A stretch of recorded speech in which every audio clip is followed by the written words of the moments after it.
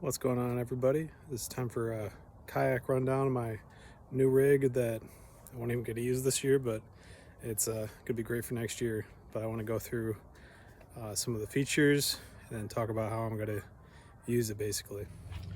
So this is a native Slayer 10 Max.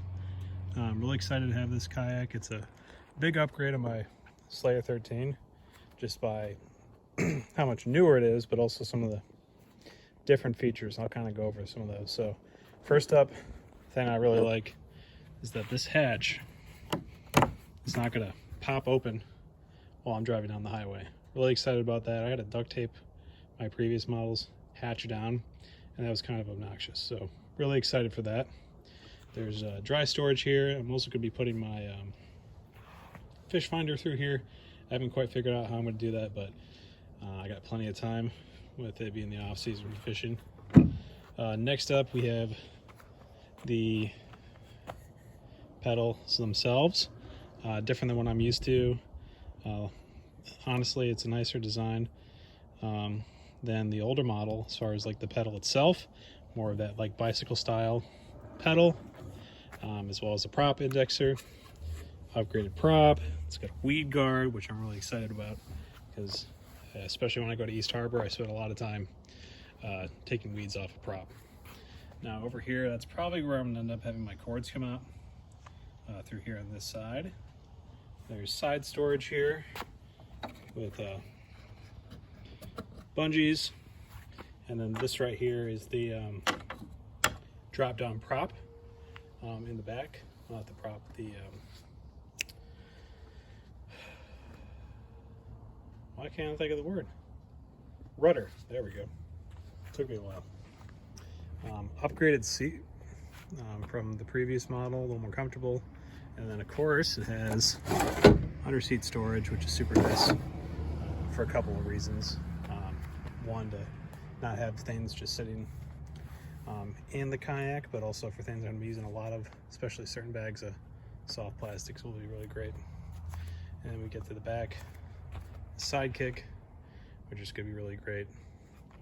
And then of course there's another extra dry storage back here, as well as all the gear tracks everywhere. And the other cool feature of this is having these handles on the back. Is super convenient. One thing I really didn't like about the Slayer 13 was the shape of the kayak itself. While it was really nice to fish out of, maneuvering it was kind of a problem. And then last thing to talk about is the rudder. So this is a drop down rudder, makes for turning, makes turning a lot easier, especially when you're out trying to make sharp turns. This pops down and it just is a lot smoother than the standard. So I'm really looking forward to that. When I briefly tested this out, it was super great.